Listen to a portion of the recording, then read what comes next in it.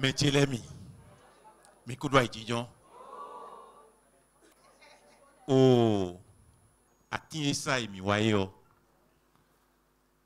Mi ando khonu mi délai. L'ungboé. Quand on y tolère oh. Il do khobo na donmi. Il katuno mi de sou mi do khobo na donmi. Mi do akhi mi ton les mains. Mi do khwe mi ton les bi. Mi do to mi ton les mains. Mi non se. Bonon mon. Ye non donu mi. Ben non pachami. Mi non si khome. Mi dile non jawa. Mi non do. Ministre les non au final. Mi non se. Ministre les non au final. Et te ouais mi non se ben non pachami. Ozo mi wafi. Mi wafi. Bon, nous mi non se do WhatsApp dile. Bon, hoe no dido we bon mi non lo sisi we. Bon, nous mi réon mi na cambio togan do fi. Nous mi réon mi na cambio togan. Mi wafi. Bonu beido na do mi tentia wazon mi wafi ne nous mi lié nous mi ran mi na cambio mais oui mais attends mais ne kahobio mi desu mi na yiho bona don mi wazon mi bio mi we e no yo voliro ne lo gan e no gan we no doda yo ni de gan o doho pour mi desuo collecter le filet et na yiro bona béton bona donumi mais tu l'aimes nous zone mais tu l'aimes non il aime mais na wa fi bona do bondia e wa zone mi do fi wa we bona do honu mi dele bon minayi be mi tombo na se bon e mi non se do akimele o mi desuo mi na tunde mi na so de me e wa zone mi do bio mi we. Et non, mais les deux côtés les bons cambio, il y a cambio. Et l'antenne mi.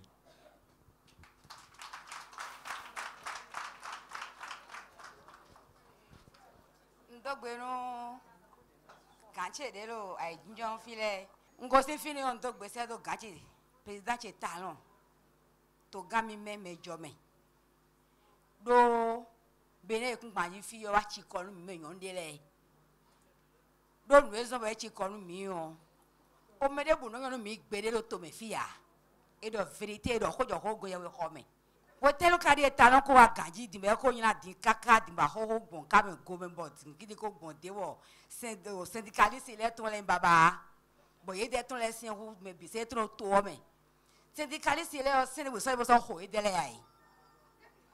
Bare bo so so ho syndicaliste le a che wo fun e de jino jangba jimo zingri jimo me to fondo jiwe talon wa to fi de ko ko do me de bua e wa e ba so aso e ko blessing to ko tenu ka ko di edimo president talon wa di on zingidi gun egbon de ogun mi me yon le o mi ton no ve o do ye mi aso wa to le bonu e da ko kaka do ba se ton kaka e no le aso e to me no isale e ton e de la de kwasin kwanu ye di on e ko mo se de kalisi le mo ko kule be eno don pe hunu de yin bi o gaje se do mi o bibi do jirere gaje talon e la so wa bo mi tun e wa ma si ze kuro to wa zo ni de we na be aso kaka be na wa ga won mi do hu do de yo mi ano se po de conseil mi ton alo se ya mi ton alo drege mi ton le ro mi pale o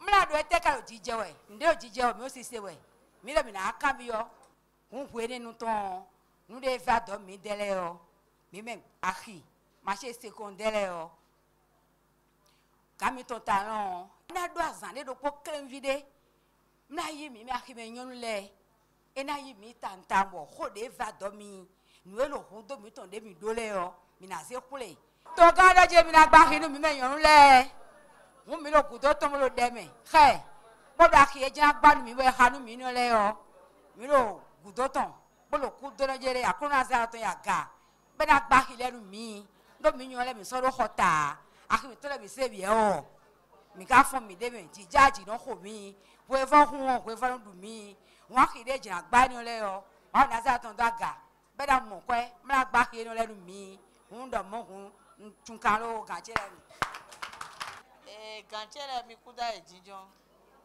ho kleunde we jando ho de jando wendo pataki yo mo ministre des finances do fi mina kenklen bo mi menyon le o nu esin akoko do mi de dion microfinance o eso de ya mina tenpon ya ebo ni wenu o eyi kakabo 50,000 dion mina tenpon bona blobo et dans 50,000 ou nous yon le bon mais le pour na monter bénéficier surtout Cotonou et tu dois nous les bizé zone reculer les bon debout sono wa Cotonou mina quelqu'un m'a tourné microfinance et monsieur ministre des finances mina wa zo to fine bo mina mo tobola ko gba me monsieur tobola ko gba me bo mi tun e ka do bodo mejere e na blo akile nu mi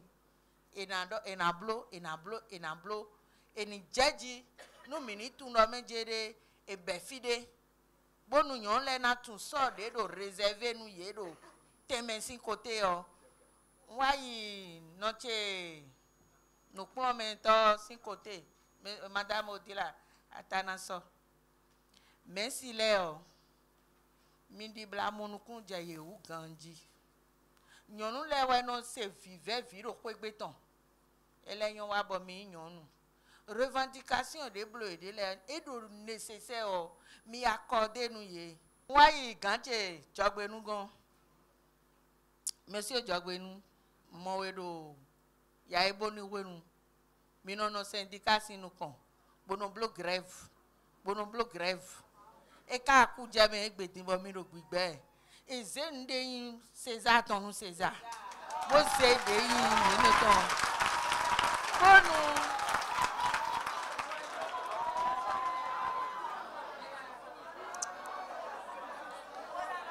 tori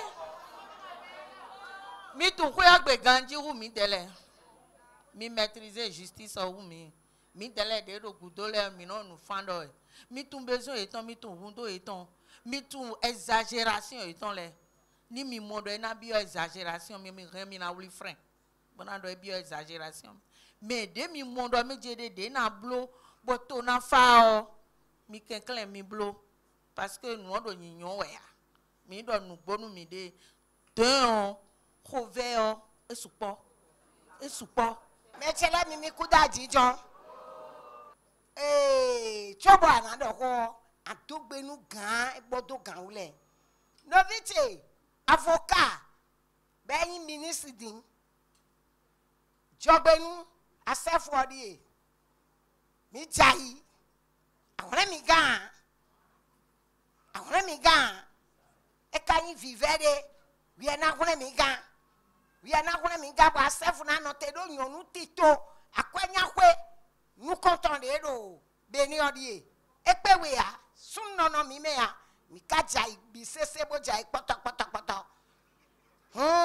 de mi mo egbe o ana fonu lebi bon le na te game se a mi me yon lesin ya esupo mi akimenu le o mi do pension bono ya mi kado Suzanne Fokwe no ya ene cho kande mi no hodo akiwu baba we ya jija we ya ndebuo mi no dewu bono tiye do nu agban se do tanu we o ekuna tro ana tenpon jawe mo jan kana yin dagbe jan kana yin nu mi lo ni ba me de sin yan la chele mi kuda ejunjan ndogbe ni ganle bi bodogbe ni topola ga mi tan bo ka juna do koro ponu yonu mi ga mi tan yonu de pache ni anse ma de pache ni merci o aso me pe o ewe lilie ni ro tagro cheme kaka je din bo de mi ka plero video ntu no na do ewe yin do ete ewa ze asovi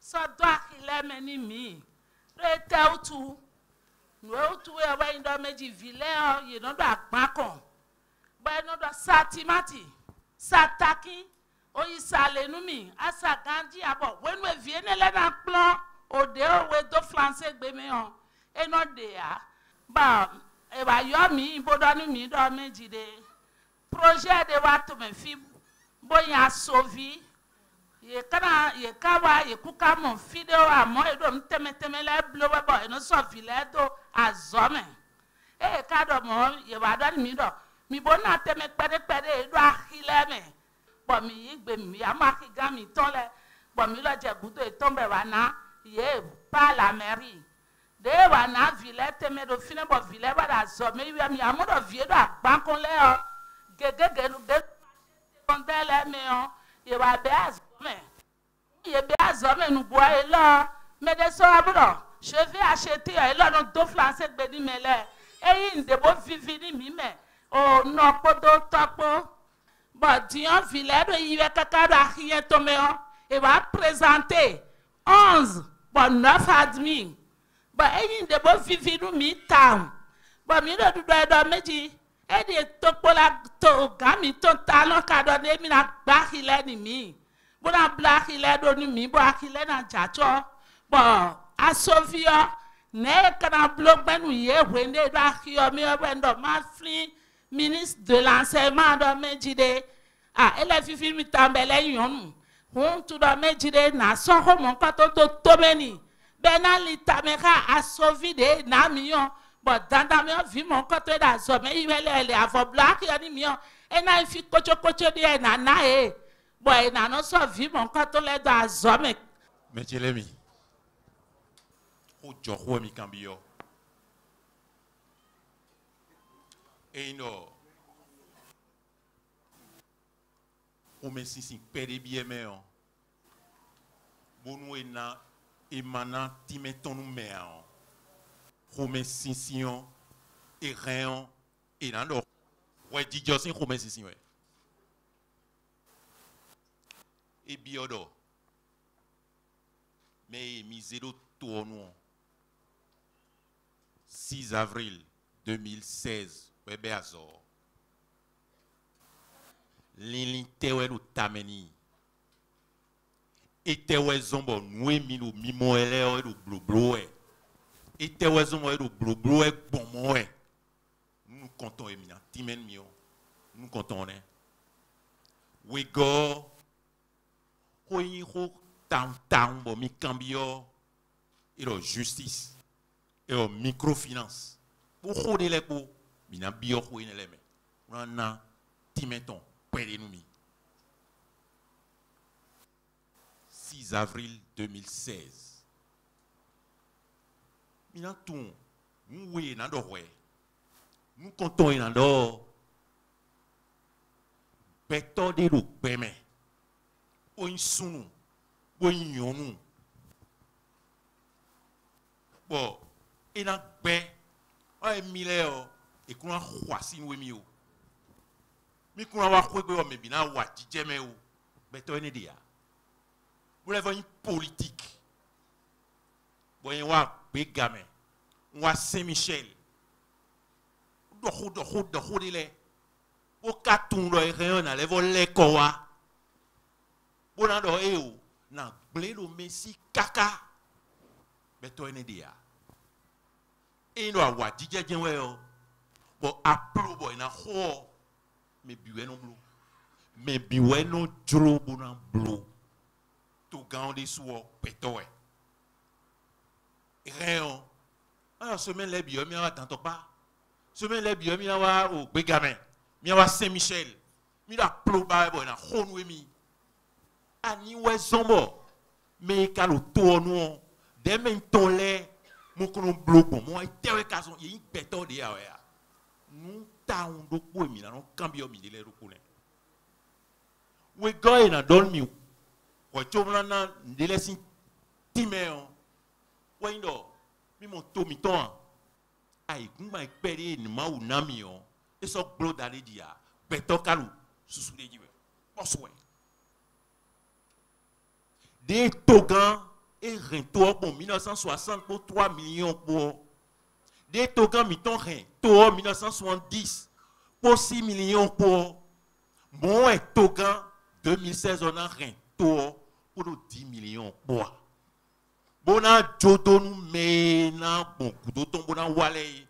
Bon mina do 25 millions miton vivou miton les. Lili wegone. Bon c'est lili wene leo. Nous bio miwe.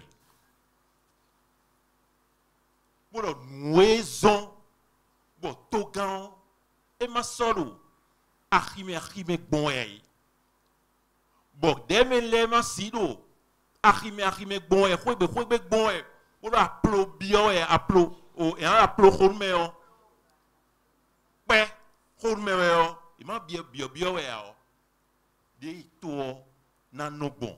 Bon akwe bon ene e into ton et na waso na bon me bi na monde me pedi bon vi na mon bon vivu na mon e ouais lu tamen to gambo tamen dem au ministre là entilemi e mi wayo mi kon nous content les mi blo et le sa terrain à Hossouton et sa terrain de Hossouton au plage au Sabi. Conseil des ministres, nous comptons l'air de contrat est annulé. Nous, nous appelons Barreo. Nous avons un contrat est annulé. À Hossousi, nous et le concours est bleu, ben magnon, bon, vima, mais mando, il code et nous leur dit concours est annulé. Et nous toquons le paquet de Barreo. Et nous avons les bleus. A solo tour a so e ka to wo do temps bon et nan do mimo e bona doa zo do bona do me des soucis sous bawea et ouais bon nous comptons et mi cambio mi me la ko jog no te raison mi manka solo mimo we a zo e mi zomi do kan pa a zo e wa yan zo bo yan zo susu. We go et le roi de tolé. Mi no ho mi no a. Bon, figure mi de rond. Bon mi zunzonli. Pour m'aider les po. Ouais, be di un tedo mi kadi, teblo mi kadi. Mi no mi wa fio mi na do trop johun mi de. Et te wezo mi kalu modo e. Et te wè son bo demenle et do grève na yisi messi yo et te wè son mi makbea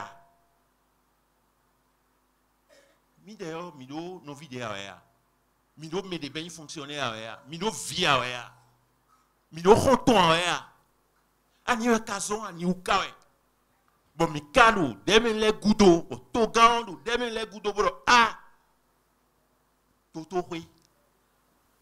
Wedos, fiero do way.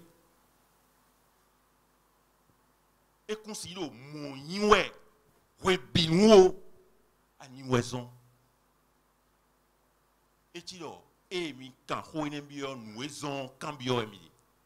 Nouezon mi no mon do e bon e cambio emili. Mais tu l'ami, non l'ami. Et non, mi desouezon.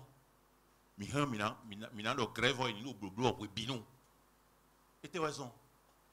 Et non, président des soisons, président sin sous barede yo. Ministre on laisse sous kede barede yo. Au gandé laisse sous kede barede yo. Et rien do grève mi no bloblo pom. Nous e do grève blower et non do pays we. Ah, mais non démocrate we, mais non droit de l'homme we. Et rien do grève blower we binu. Le président kaloyo et le mon blower et le médecin sous quel est baoué et tu as raison moi de mon nous on a fait du mois à l'autre à con bon dieu et d'odio et tu as raison président nando il disait 1000 avions même ah il évacué même mais dans bio et carré on a yéné le fi mais dans bikawe ministre les mais attends mais né de le filet dio fonctionnaire délai évacué. Ana do grève blower, bon yeze à l'ordofi. Pour les couillons mio, na do ta doudou miwe, et évacué mi. fonctionnaires, mes filles sont 18 000 fonctionnaires. Mais comme maintenant, bien à soit 18 000 fonctionnaires, mais les teams, ana le grève bleu bon débou, et a évacué oui. A to grand et non y a ton kele grève ouais na bleu. Ministre grève bon mi délai lo. Nous na do vinadi ouais. Vidiji si tavo yidi, bon le grève mais. Tout grand et kasi mon bouillon. On est 10 millions. Nous sommes 18 000 fonctionnaires. Nous avons les avantages les plus importants possibles. Le président dit, c'est un drame. Fille de grève bleu de web, béton le coucou de mes. Bon, et donc, et ouais, et cassé grève en nous, et posé benoué. Et tu es en yideme. En le mien yideme. Et le grève pour la vie. Et tu es en yideme. Le droit à la vie, c'est aussi un droit de l'homme. Le droit à la grève, c'est aussi un droit de l'homme. Bon, carrément, c'est grève si pouvoir. Moi, là, Emile, Mika, consommer. Et qu'à consommer, nous béton en coup.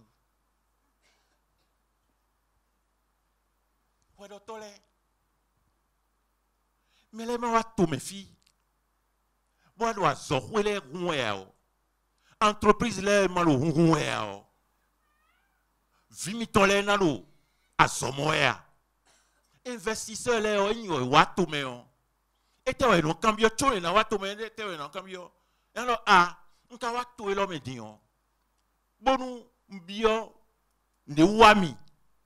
Bon yo huelo to azana bien na blo boy na do hwenmi elo biba elo kinkan bio do watina do tegwe elo mo bawa ya azana biwe et na blo pendant combien de temps? Quelle est la durée du procès? Et le risque les sous-poya mais what to me fio alors nous il huelo hosa et rien en blo grève. Un bref illimité. Nous sommes pombo nos élèves. Nous avons problème de justice. Et 10 ans. Et 15 ans. Et 20 ans. Bon, et caca, il y a ça, mais nous, pour le quoi d'aller, grève non bien. Bon, le renvoi. Bon, procès, au temps que nous vissons. Tant nous procès, mais bon, finons bien. On plutôt quand le mais quand le bibawe, le tomiton mais des voniwa. Mais des voniwa wa rento rami. Entreprise là, ni ou entreprise là. Bon, mais la rime là, ni sanou. Et ouais, zombo. Des demen là. Zé, nous ne doit temer, to gando, éminent écoute.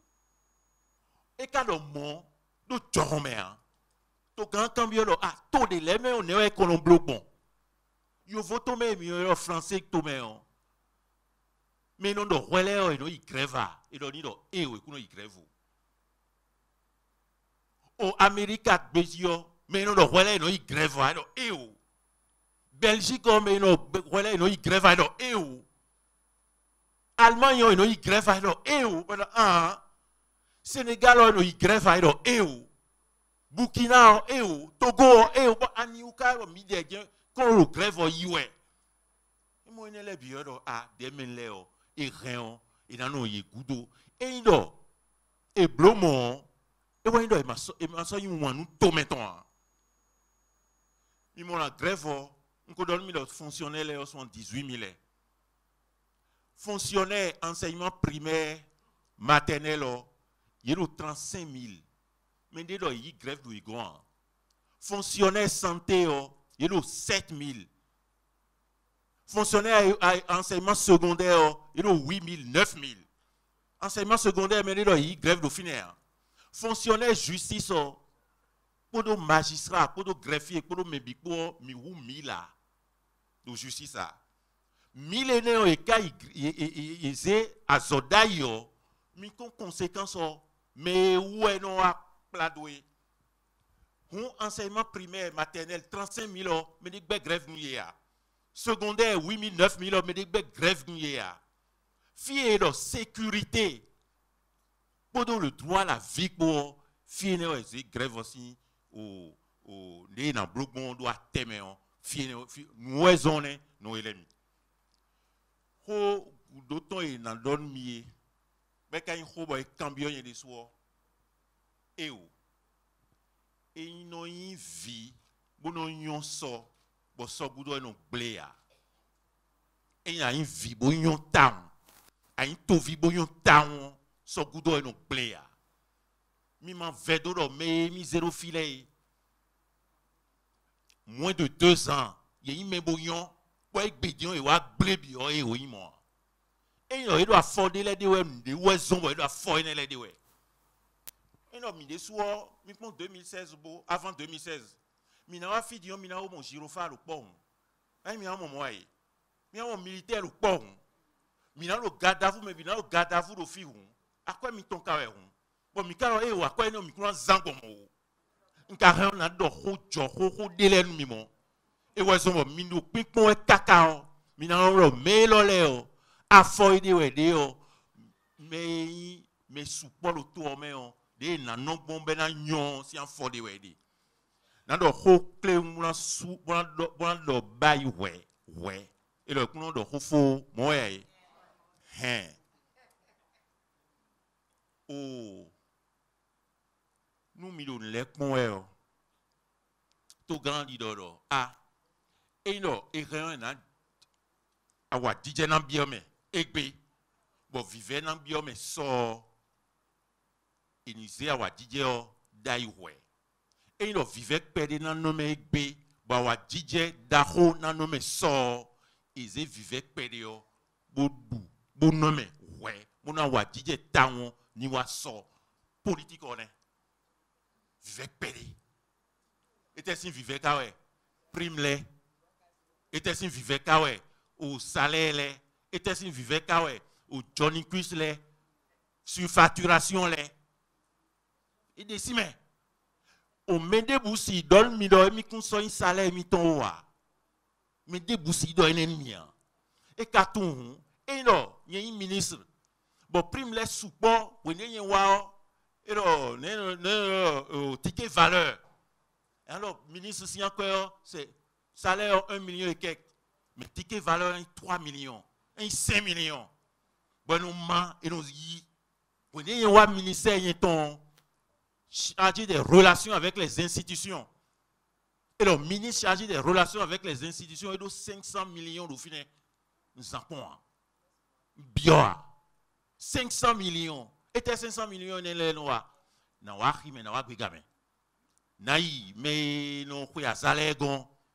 Na yiroi na jawakai à quoi mi ton kawe 500 millions et l'air ministre de l'économie des finances mi kusa naine medeo à quoi ene le aisi à quoi ene le et na blo étude bona blo lile na nyon et na toto kwele na nyon et na blo recrutement de qualité bon filene ya zome bon fifa na wa humina ton lo et no vive de me gbeo et rien na mon vive ne bon nous soussouni en me so nous tout on a donné nous ouais et ne entendez mais tu l'as mis quoi d'ailleurs Dijon mi do hodé les bon mi c'est boka dotomi e ve ou bo e o kodon che do nous boé mi wa so ha gan bo gan ye bana mo gan e ka mo e ka ko lian no fo mo do yin do mi de azan ona wa sogbe boy de suna wa mi do ho do azome wu bo do merci le o nu e do nde hu ni se joni ye pepepe mi do mo we mi ton jo de go che jogbe nu dogbon merci e do ko le me 35 000 we o vie ka azome yi we bo do hwe na ya azome o do coton le o ye hu 2 millions. Bon, mais 35 000, ye de gbere mi kon ya so me bo me 2 millions e na wa so ro me ni le ji so do e ma kon we ma be me an ye inu kon e so si mo kon gbere a do do ko e no go si no tu e ma ka e re na ten kon bo greve na encadrer yo e na khisi ala do bo de na no blogbon e na do ni ye yo imi pon mi na do ho na do jo merci le do bo na de na zunye we ya akwa ru merci le de yo e ma pon na do a e we ya me do yeze me yi pon ji ala vo kaka boblo kwe aizen do don le yo merci do coton le yo e no do akwa wuye me de ko tu an no e bi e de din le yo e no yoro no ro prime de cre prime d'habillement bon il me de kuro ye gan e na no le na ye akwe no e ni le we to gan no e wo ye gbe na na ni obi yo akwe te mi kana ze bo file na do ya so me na ndele de wo mi si na mi kate na na de mi da kwe ogbon e we na gbon ye de ti te ro e o sale mi ton si 25% na na mi to gan no e o ya na na 25% e na support to udi mi ran mi na mi 5% mi ran mi na mi 10% mi na mi pere o to si aka wa support mi si wa gona ye de ro gbere doji mere de mi bi oje na me no e do mesio e no nasi bon no e do mesio e makasi no e mi bi o me makasi na vi mi ton le wa zombo vi mi ton le wa na ko so do ye si se we ma semaine le ko de ko di me iye yo ro UNESCO gon dion kaka mi na do de we dion mi na blo ane blanche mi blo ane blanche merci yo akwaton de ko we a e de po a vi mi ton le ne ka de gbon ne ye na de ko do posi gbe to me be na no ko gbe na iye na iro back do 20 ans e na iro 21 ans e ba yin na bi o mi me no le do jire me de mi se vile bido aso me bo fon e do te bo ran yere yin me bi o merci ton le bo ni wa yin na ze pon ejina ala vo si merci le o ye won nu wini nu e bi o le o ko we won 20 bo mi jinja yi 1er février bo kije bi pon bo do bi bo ze décret bo ze we ma no mi blo le bi mi do ni ye ba ye chite bo nka to mi la sa wa ro fi so mo ame bo mi do ne mi la sa wa mi o cho mi tu an bo mi tre yi do ne mi do la mairie travaille pour vous mais vous ne savez pas bo mi do hobo ko nu ganji ye ka ton ye le ka bra me gbede mi la continue grève jawe e mi la continue grève mon do yo e bon e te tu mi ka grève blo edi vi mi ton le o ye na gu hwedo po na no hwegbe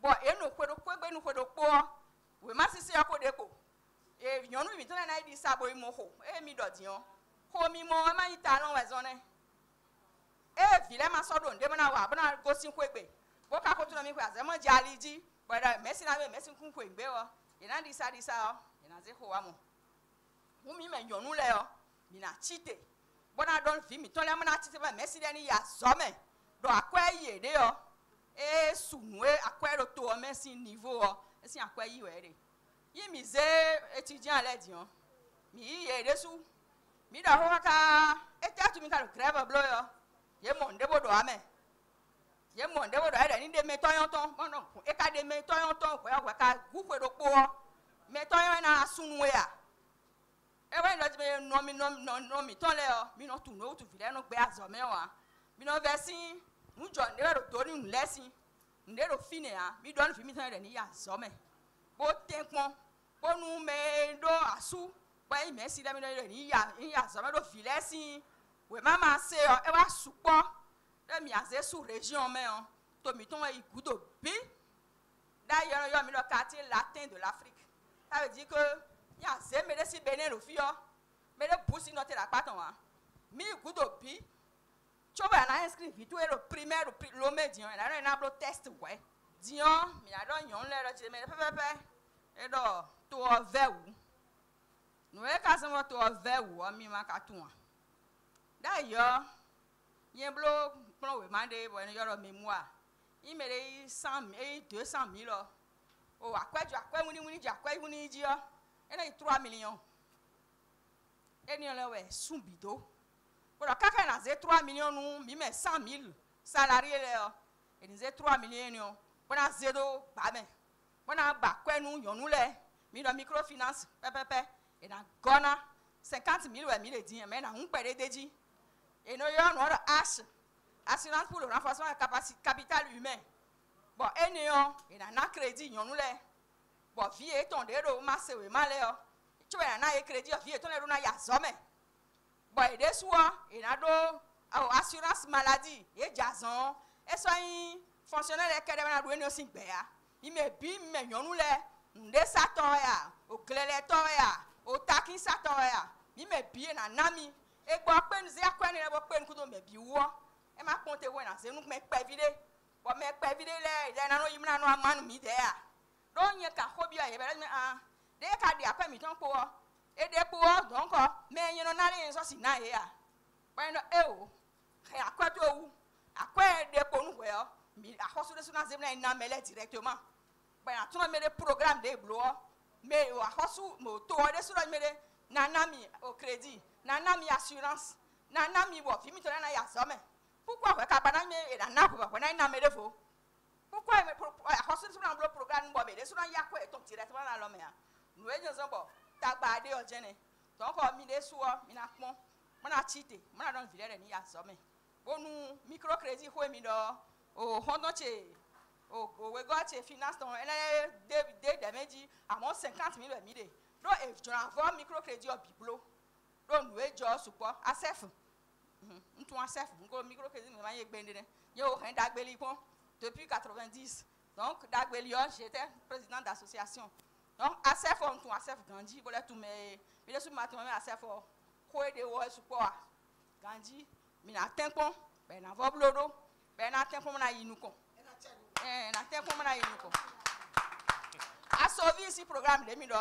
ngwazo ha asovi no e mi na bi odin wa na mi de o me do carte de vie bro to akile na gbawe yo mi na don nu do mi de ye gba ki yo eni ba teme nu asovi do programme dagbewe ONG wa nya asovi ko la zawa din e gbende a c'est une ONG qui s'occupe des enfants vulnérables.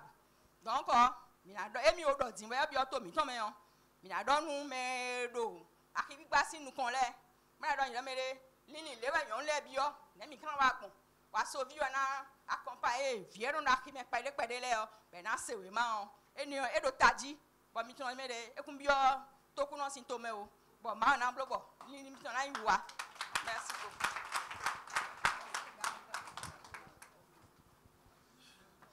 Écoute, il dit Jean.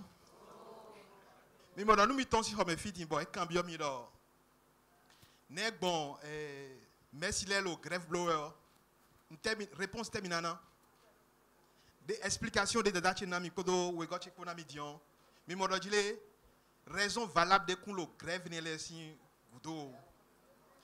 Mais nous devons donner mieux dit des gamiton président d'Ohura syndical là. Réponse et l'émission, mais nous avons une émission Gandio. Mina c'est le syndical le code de nous avons une prime de 200 francs basée de nous Zaza. 200 francs pour payer un croissant au. Donc croissant 800 ouais. Donc grève aussi motivation 200 et pain et coco. Et demi nous coco. Et puis nous avons du croissant. Vimi ton lait, il y a aussi l'oiseau hein. École primaire le tomé fille dit bon, bon village il y a aussi ben nous hein. Bon merci de dire 200 coco et mi bao et mi demi de croissant 800 donc il y en a mis 600. Nous aussi discussion blo milieu parce que mi des soumis tout nous dire mi la merci. Nous tous nous connaissons quoi les nous senti ici Nigeria si nous le finissons mais les conséquences les moins la ici donc mais bien le c'est sérieux donc wedel débat nous mitroje tout le gandio quoi qu'on dehors revendication de les débats ils non bloa ministre c'est tout à l'heure si 500 millions bueno onze bonose blo à mon nous 500 millions nous ministre organiser blo propagande la riméon. Il y a des 100 millions posés propagande, 400 millions à côté. Moi, nous y bon.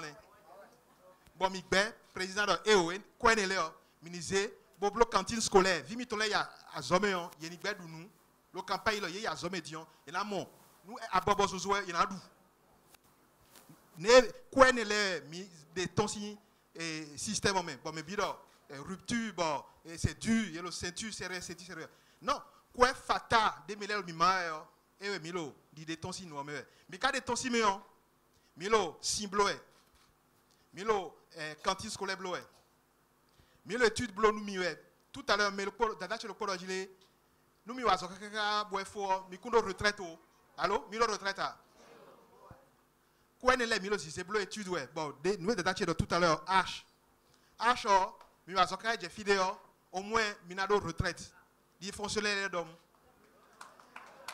e kai numbo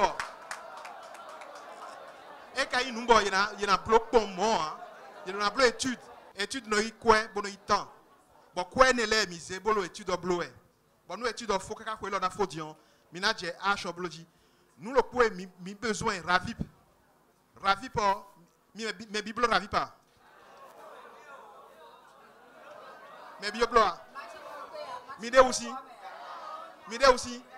mes bibles ravip parce que ravip c'est 4 heures et un ami microfinance yo de na wa un ami nous mi jason mi toto hoyo mi na ya ticket mi na yi soin un ami retraite fonctionnaire kede na yi retraite a mi la rime bolo nous ça bolo dion et au couturier joan rouzu ravip si katenyon pour projet H ko un ami bo mi na plazo mi na do e o dion fiensa nous je pe joan plazo de vous donc avec la carte ravip mi na yi formation boblon devo en les bio en nécessité besoin d'ina bleu étude et si étude de bible bleu étude les canavor dans quelques mois bon mina j'ai bénéfice les conduit monsieur mikudo e dijon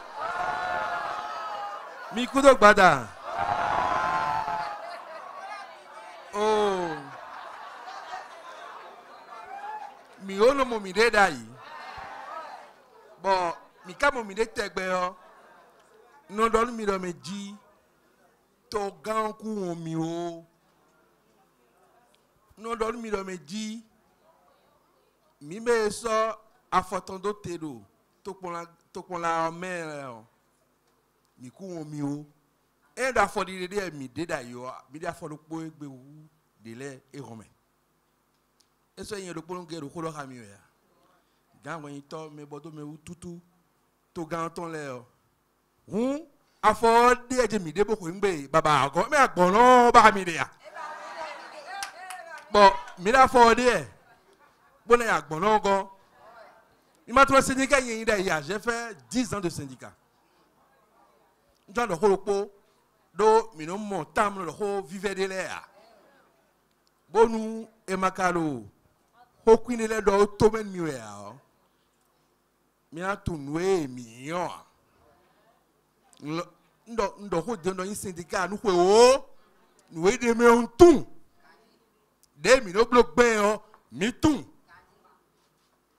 bon mi kala meji mi na dio walo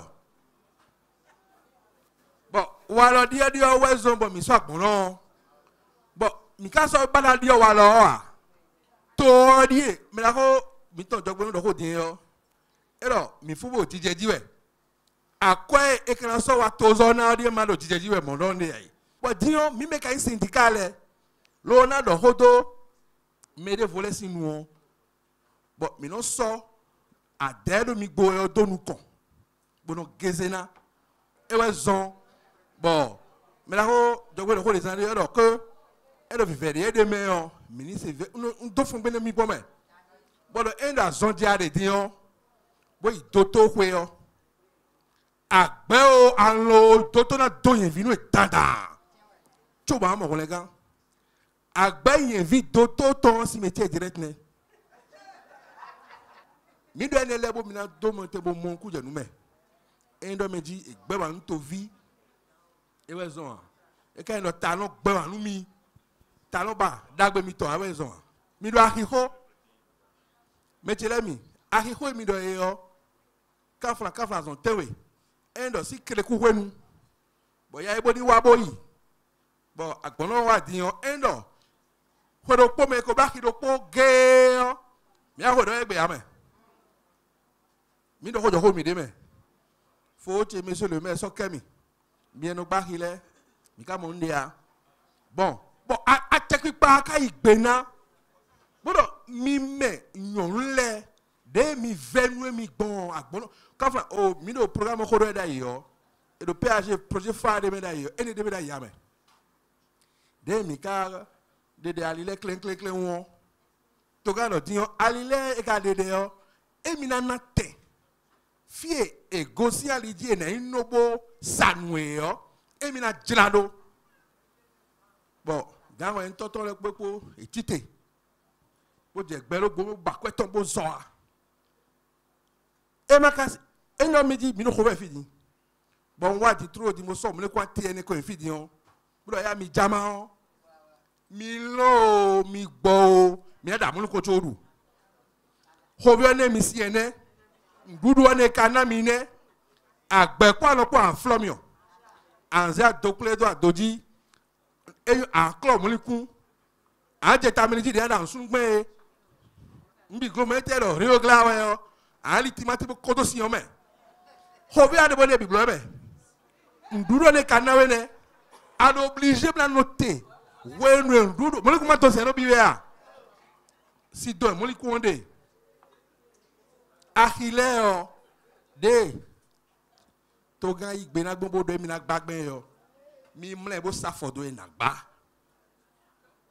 o conflan mi de mi do ho jo me a nu ewu mi pe be na wa o ewe mi no wa do mi so mu dimbo e lo e ko ga e ko di bo mi gboku to si to me ko me din o ko e no yo po boy mi gbo pondi ni gbo pondi azato ni yin so yin lo gbedin wa mo mi ro point ti din e me but mi so agosi aeroport di ba agosi to gudo bo je to me fi mo bi okuto to ko me din ba so ali aso e yo eno mo do to e yo e do di yo we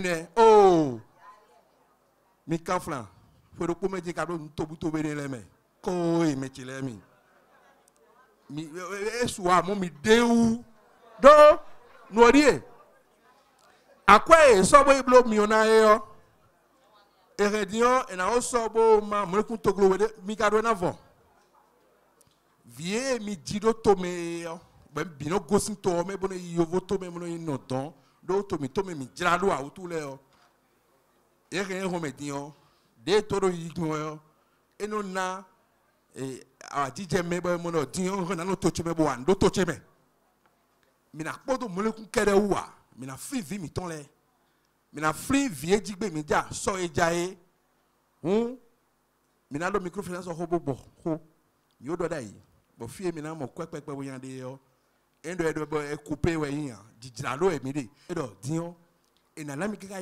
livi ko ni mi oh no ma tunde me ha et mi no po o blo association mi ton coopérative mi ton bon projet mi jan blo yo e so be gbeje kun be e njonu a check paro mi ji be sin chaki kande wo kaka live ko e na na mi me chele mi ma so bo so do blum kame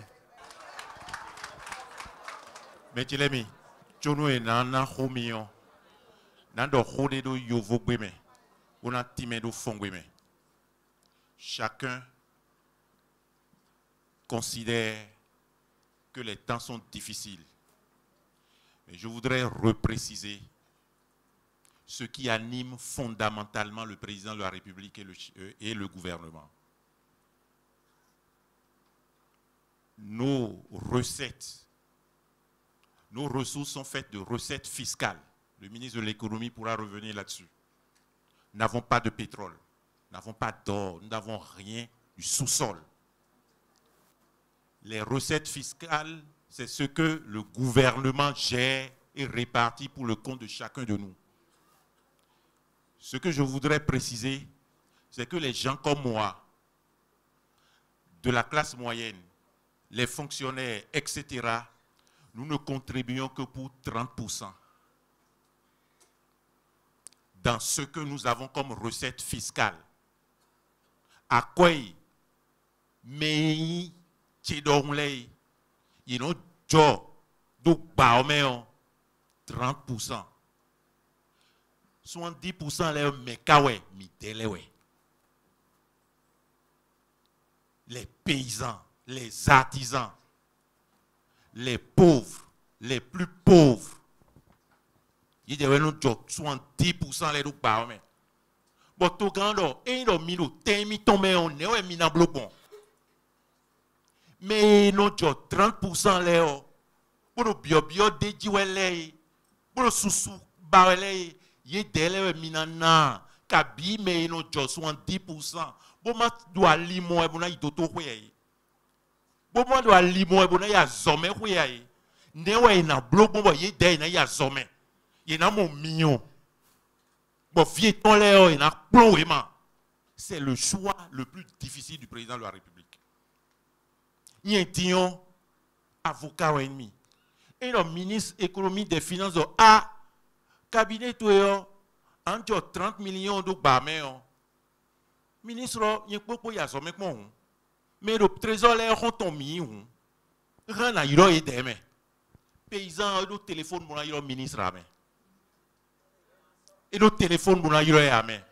Mideo mik ekai ho aou.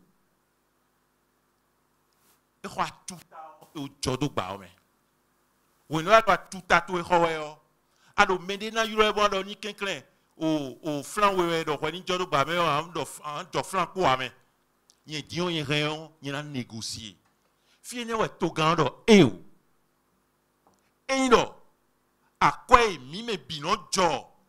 Béton y est les dons, mais mi dessous paysans les plus pauvres parmi les pauvres, mais bino jodo baméon et jami mangbéon, mais ouais kananon flin.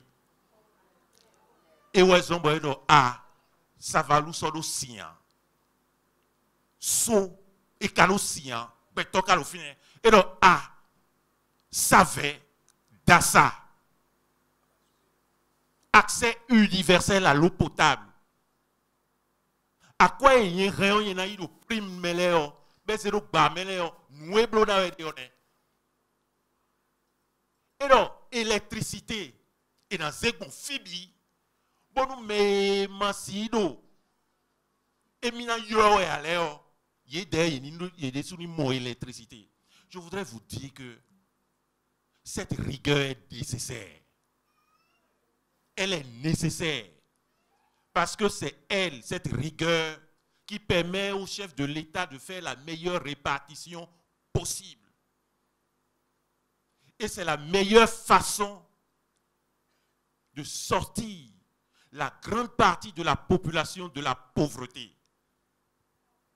Je voudrais vous dire que la solution de facilité pour le président de la République, c'est de considérer que ceux qui sont des syndicalistes, même les fonctionnaires, ce sont des gens plus ou moins de sa condition sociale.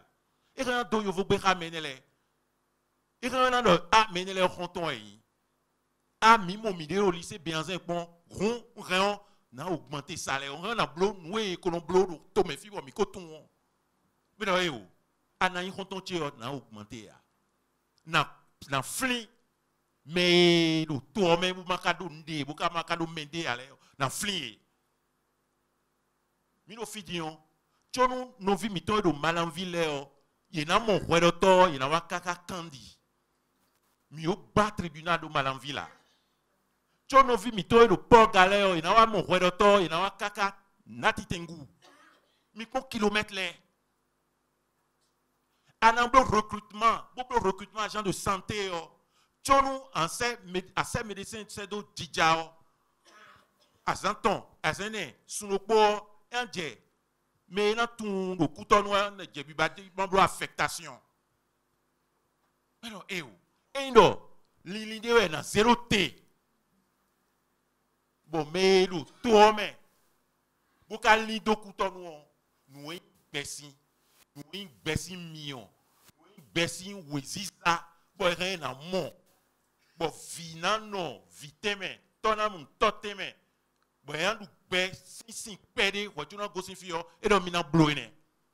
et donc de timbo na se totom bena su boné ya tindako bon me binamo jonton me binamo yeton et mina bloine e kala mi no mon blower me de si e no yisi me de si we on me de si we ide e bo ene blower on e was on vivek pedeo e na bien me e na cheni Chela mi kuda ijon.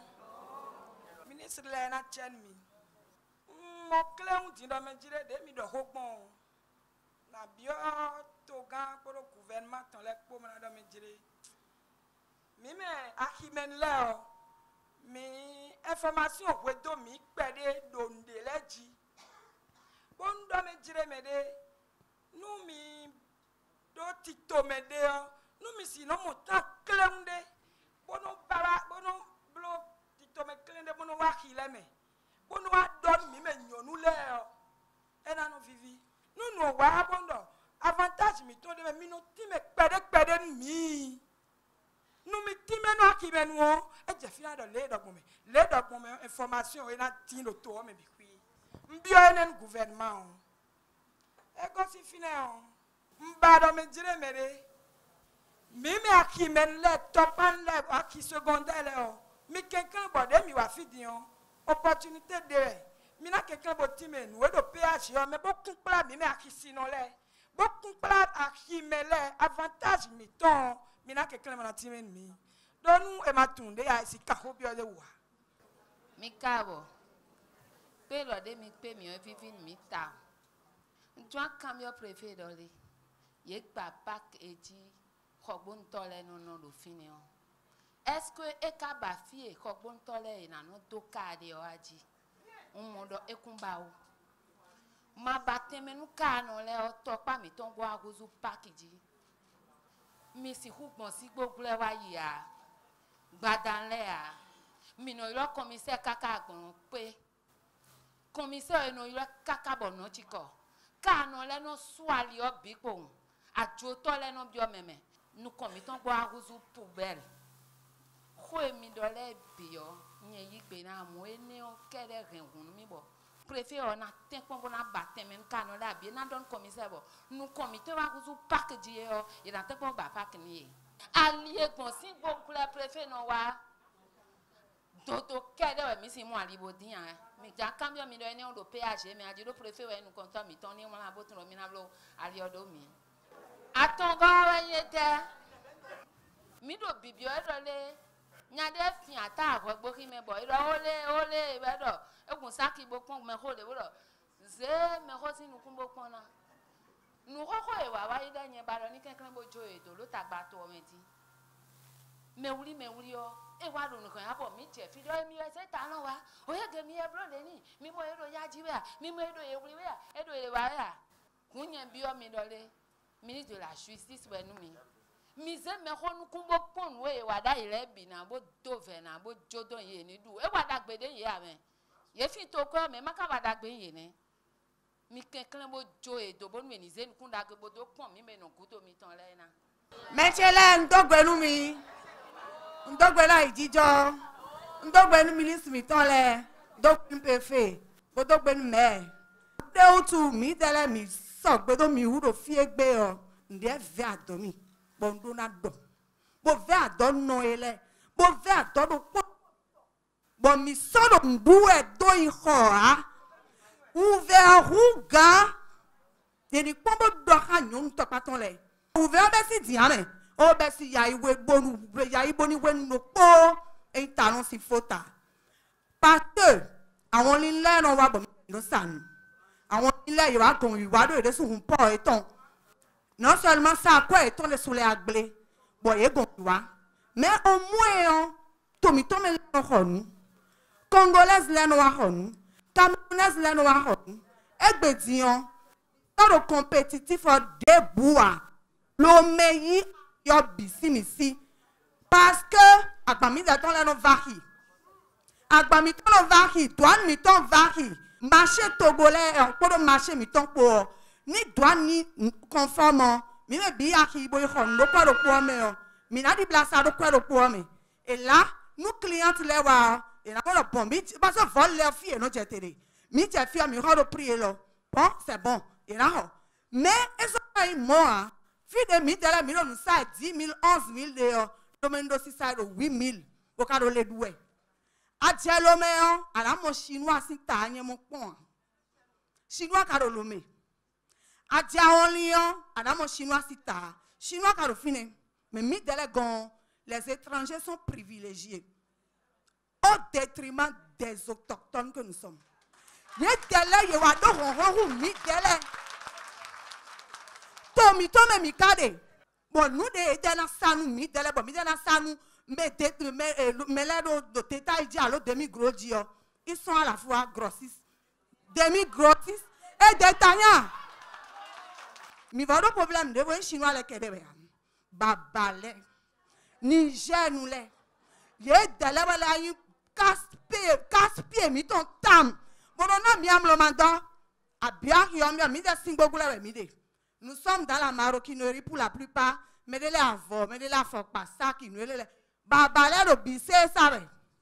Et non ça bi, il y a dit bobewa, et nous a tourné et nous ali principal depuis qui met il a jeté si parking ils sont là. Bon nous boire nous clients les. Bon ça, mon cher.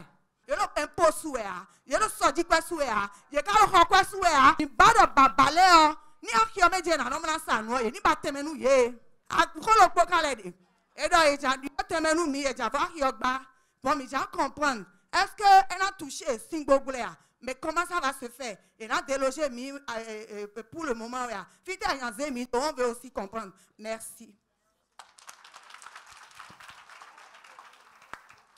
Tela mi kudo le ewenu mi kudo gbadana tinole mi kudo wayin nu talon do mi wa ni ezo mi wa fi gbadantin o we do pe nja no vite do hodian o iho keke me epo pede ko lo si ho e do na be mi so yi o ko lo si ho mi ba do mi na explique nu mi pede we ga et bien, réforme si quoi? Et même bien mi code moi, abi était. Nous cambions. Attends, enseignant Léo. On se le merci pour domi. Merci car nous si nous bois. Topa si bon nous con. Topa si bon nous con. Adogo wenen ble do finene. Do ali ni outu. Ali onyo. Ali onyoa ali no nuwa ha mi me ko 50 ans le we ali o dize mi ucho no le mi ko e to pada ho to pa international ba ka khabo to am ka do pon kule le o oh agosi fine o santé si me mama na wa so ale bo cabinet ton le so e no hun bo jo aso e so e le doboro grave bleu le o ye wa no mo kwa o mo no yi. Je vous encourage vraiment à ce que vous encouragez de A à Z. Donc, bien évidemment, mais dès que nous avons mis, nous faisons beaucoup de mots. Mais dès que nous avons mis, d'accord, nous avons dit, à Jalano, nous avons fait, nous avons marié, nous avons fait. Et font nos croix si ton sien, non, moi, on fait une paix. Qu'est-ce qu'on a dit, to ona pa mi a mi kana se to ni bo mi me do ko do idea le de so kan dia na de bo mi na ko upload na che bo mi na ko upload a to na ti no see incoming. Merci. Mi ku do pada dada chele ko do ro supo me nyena do che pede akio si no mo so iya do mi do électricité a il o zimvru me do akio me insécurité supo do akio me ene la bi to we na yin e lo taji ti on zande o mi no sero e no do ajagbo e no do PTT mi le tunde me mi de taun de me han me le bisi ayi kanu gbado po de wa yo me le su e no du pe po ara jije po ado a ne mi de zande di on mi bi aki mi on mi na mo te me han mi na sanu an mi tu won ne PTT ọjà igbon ne ajagbo ne titolede edo ran se po mi oh mi do ho nugbo nu mi do jilemede manque d'information. Et néon, et j'ai tout qu'on symptômes. Au PAG, au quoi, mi kun tout nous aider mais au PAG, non, le programme d'action du gouvernement. Nous to gagné en bloc de quoi tomber kaka mona ize quoi tomber 2030 biwe demain. Nous réforme mais jamblo là et le PAG mais. Oui maman on le mina bloc do filo kodoko et mina bloc do asome quoi yo de mina plon nous village bon. Bon et ça na me bloc we mafo et na non chômage et do maman. Nous ma de mina bon na plon nous yé bon. Voilà yo nous ma pi plon ton mina ro et do maman. Nemi kana baki mi ton le bon mi do enion lo imito le me minaton me marché de le me marché de gros de marché de détail de no marché de fruits mi Burkina ya fini dion mi na mon marché de fruits mi Sénégal mi na mon marché de vivres mi na mon marché d'autres choses donc mi jona pondo je me mi desu mi zenio le wa to me fio et na yon hu me bina plema da hiro po me gros sato détail sato be son tu me de me a do enion eno zombo nsi sa lo mo no vewu do we no gros si sa lo fibro si sa bo le akuzu détaillant wa kan détaillant wa paton aso na sa we ya mi ka ti no me de détail ho enion e kun yin kwe mi ton we o me ti we ne muja idu ko yin ministre directeur général du ministre de commerce intérieur lo po si we no we ko jai pour chinois les po imi ka ti me de a hosu do gbon dion imi blo marché de gros ça veut dire que des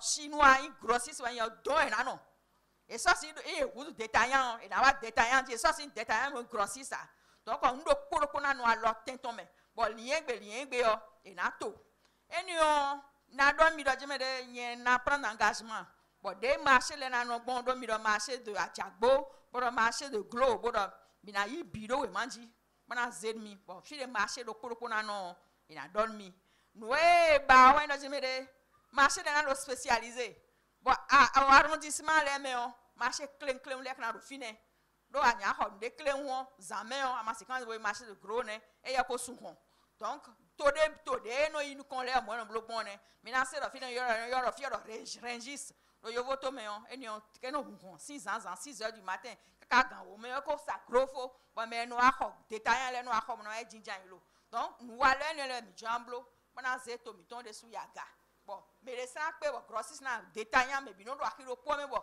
wulu be so to mero de wa yo de me on mi ka do ho bebe pe bo do jire me de commerçant Niger ton le de so au préfet na do de mi na blogbon bonu eni on a me on maton me de nous sommes un pays ouvert à tous nos voisins mi maton me je me yanji o xénophobie ho abi o ho me aye aide mi na to gbon bo mi ko do gbon dion mi na jijan yi mo na tenpon mo na do o mi do ekun so nu sawe o maton me de pays le bio concurrence me no bio a yin o Togo ze akwaton ido o beneze yo Togo lo na leze ido gona bana monten bo attirer mais mi ka ton de we go che ko do gbon nous sommes un pays essentiellement fiscal.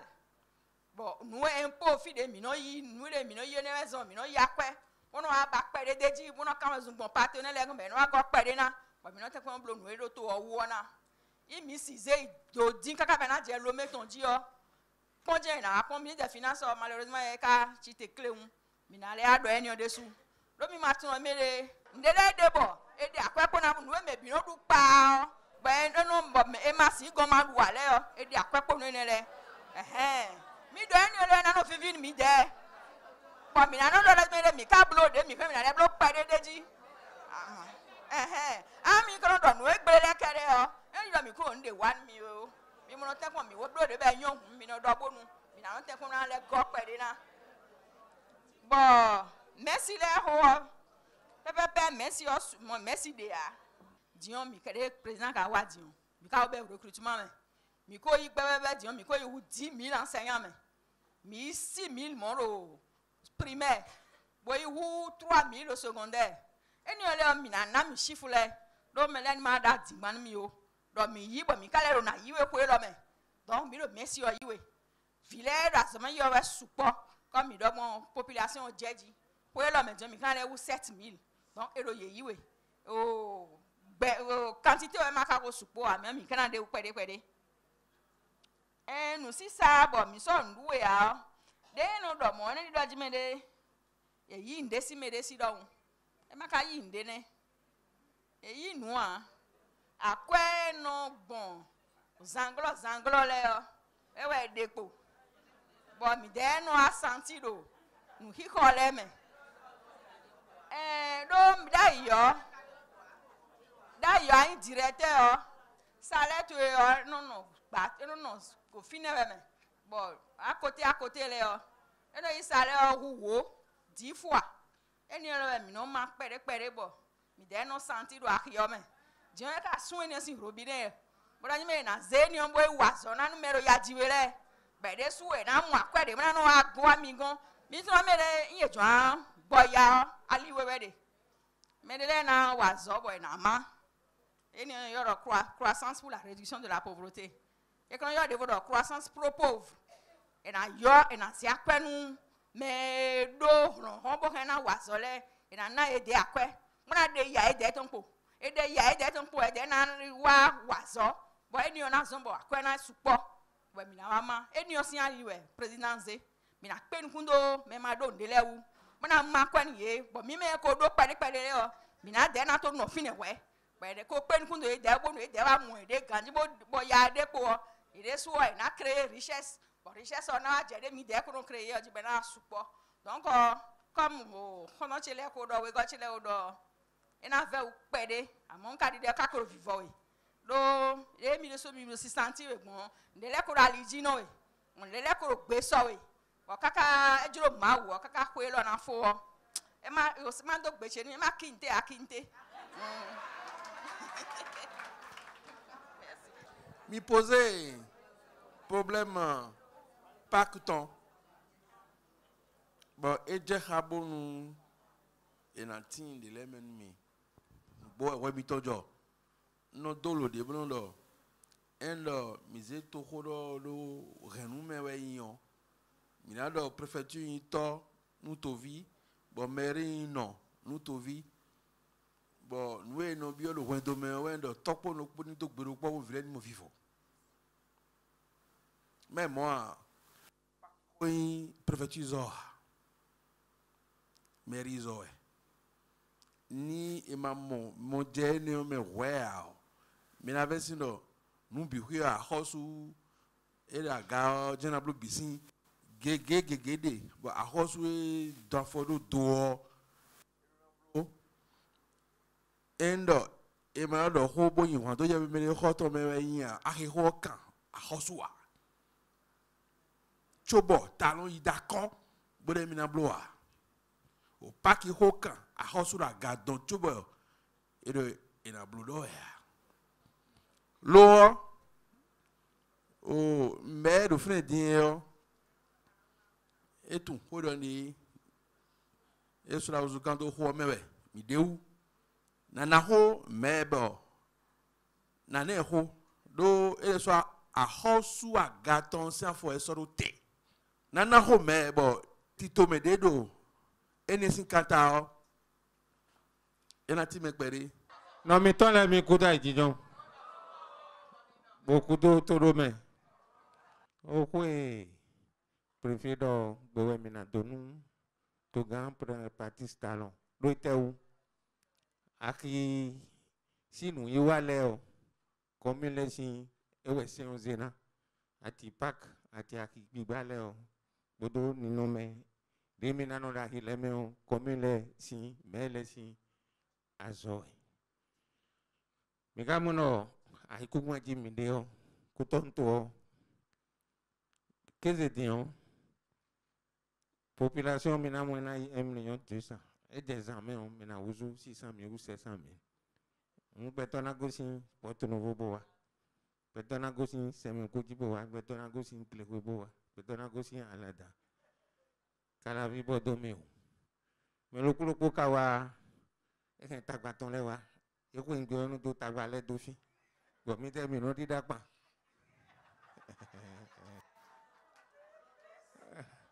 fe azo eno ve wude one e we zombo mi na dogbe nu to gan lo Et ouais, ce que nous, mais les communes, les. On a mis ton un autre d'eau. Léo. Nous, quand nous devons aller, nous, il donne à oiseau, vite, minaba, vite, minazemi d'eau, ouais. Bon, milo. Pour d'autres préfets, bon, milo, t'as mis ton niveau. Et il pas que si on. L'idée, mi dogon. On a mis ton pays, nous, biwa, et bédion. Milo, entreprise d'Aouda, Holéon, milo, un cambo, il y a une dalomi. Oh, midem, mi do, toi. Préfet de tout. Mi do police municipale. Dewe mi jonako azowandele nuye. Oh, on mi ton pe chauffeur le dia. Non mi. I was on the demi bi do ebon mi do bi je bonano. Bonano préfet ni wa soko nu mi. Do nu mi do nu menedo yin no fi gbe o. E je so ina lewuli ali. Bon fi de vous. Miro pas triangulaire de et dégager au film mais là il ton camp ne me n'a bleu parking de no bleu to da ho le me buena in pete si da ho buena do moto de na gare do le na gare do de na gare do a gale e na gare donc me na de o de gawen to de pe nu kudo azome de la gaton do bon Tomiton, le CDA aussi à l'idée, le sous des gens et le nouveau nous mais l'habit. Le miro, Nigérien laisse y les non begmone et des bendés. Waouh. Donc, il y a une menace, Bruno. Merci beaucoup. Des oui, boy Cambiomi. Nous comptons à boy le meouli ouais. Boy mise mais aussi nous con pendant.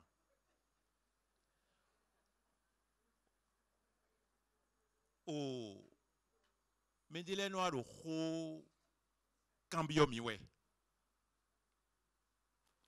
Mi mei bene vile ko mi kaka no a bene vide wero jledo yo atongo wa bulu wena dawe neno dawe bon alors ah no vi mi kai mi pombo dobo no mi no lo pedo to mi fon to mi tombe one mi pombo dobo mi pombo dobo mi pombo dobo mi pombo dobo mi non bio vérité o mi pombo dobo ete we kalo fine ete diwe mika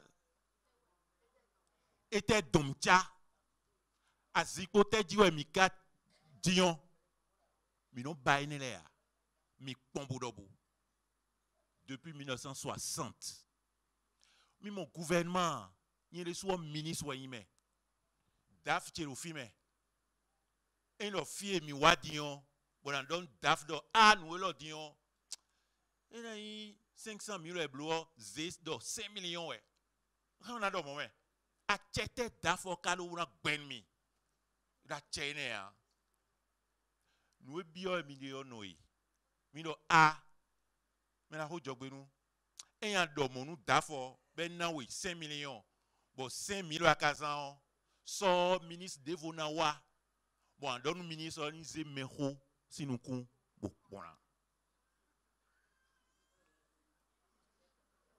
bon ouais des sous akado ali di mi ali mi ton alors ali ne di bon vino ku ali odi asuno ku meho no ku et non bla di bon et non blo ko ya ton ali on blé alors ko di alors tok pa hime ali kunde o ali mande a wa ino akwa mande ne akwa ne we kono zambo ne we mi no zambo ne we me kalo to jile no zambo ete biomi ali manze me hon sinu kumba pona bonu me de vona ze me ho sinu kumba ponche na ene bio ali ya Et bio a de en dobo a bangba. Bobi nan se. Bon, quand il n'est pas à dehors, les codions a donné d'afti. Et oh, 500 000 euros, c'est 25 millions de ben. Ah, on est à. On a zé nous kumbo na pona, na zé me kosi nous kumbo na pona. Nous koué na pona. Bon, mende vos m'ensemble, bon, moi, nous koué na pona. Nous koué na pona. Bon, non, ministre des mende vos wow. Alors, ah, et bloc bon mon, les no ing bon. Nous koué na pona. Bon, aïe a chosu. Bon, o tende les mains, récit pédé dans bien mais. Récit pédé dans bien mais. Récit pédé dans bien mimé hein. Et o, on do ko fini on a recette fiscale à quoi miton on. Aïe ko pain anon na impôt. Aïe a ko gante kan on a impôt. Impôt indirect on a on. Tai mi bla au final ni avoy mi do le bio bima e mamblo au final. Et mais to gudo gosian titi as weo ana impôt ne leo micro zenu mi deon gante me leo impôt ne leo e no zan nous mi no mole mi si dobia bon ne ka zan bomon wa lima lo tome doto ko lo tome si no tome mi on ben lo tome bon, et dans zéboan do meho si nous compona ouais. Bon, et cadeau moyen ouais tekbe et ka nyomo.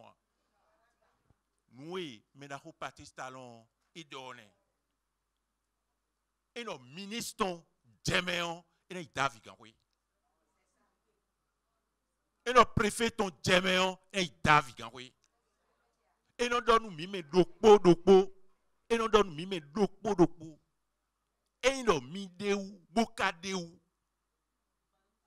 Bek banotan mi yon. Mi mando mi we ou, mi na itavi kan kwe. Mando hon mi.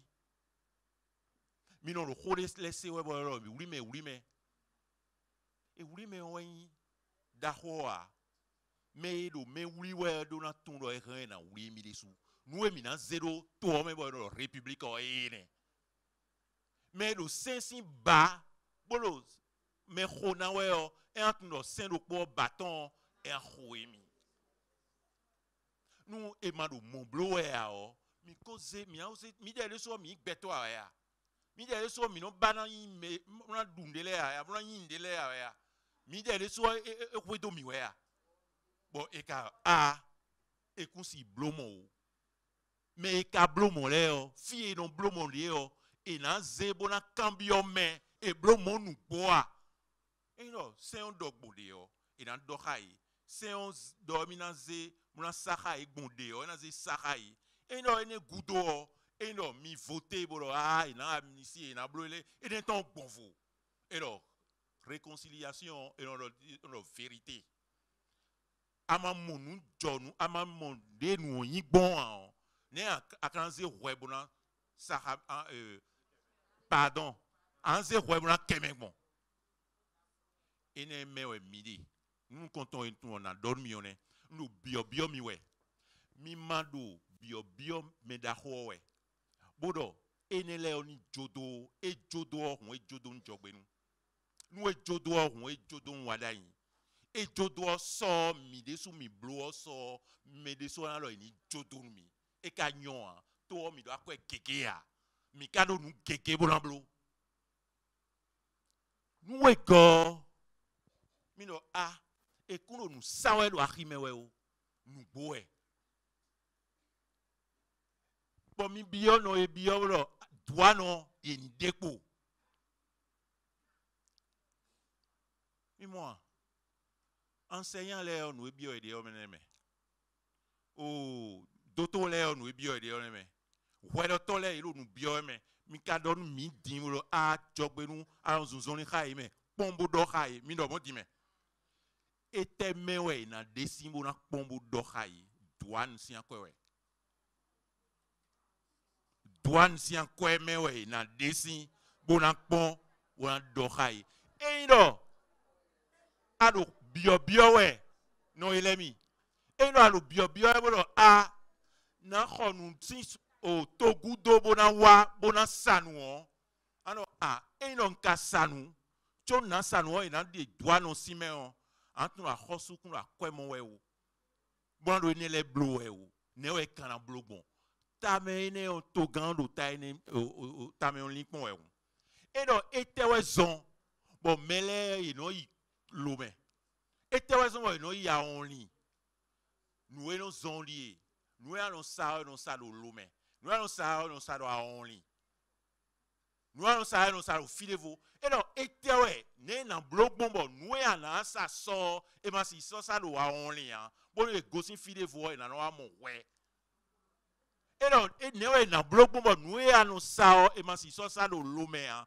bon le gosin lome ma gosin filevo bon lilion e ne e we son bo to grando Togan est tourisme et mi mono décision de rendre léo et donc mais gosi togudo léo Afrique bedio ye kunsana visa kunsan bio visa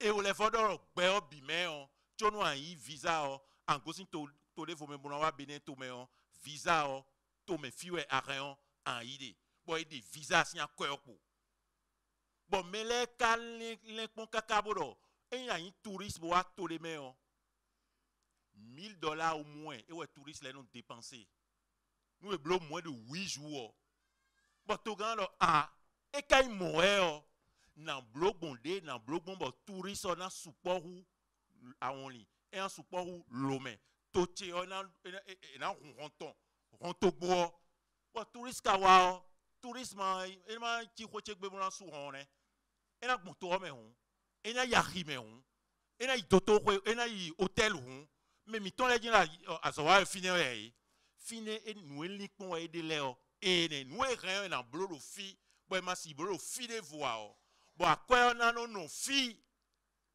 be jinde o mi na no ma nous léon si li kon e do ayi tome o we going to do na don mi on et ne o kan lo bio mi we na le voir do ko clé on le dit na lo bio mi we alors nous avons impunité mina tenkon et no mi me do gandi dion mi man di khesine de a mais na remplacer mi na di khesine de a bo to a kwek ba ekran z mon zan enyon de na zangon e ran zan merokpo en tovi et si lo zizan bo erreur biome et quand on zan zebran zera po menton bon et ko politique on a mis les ko politique on mi lo chako yon le bilan tité bon et kuna do we khaimi o enyon et il bloc moment et il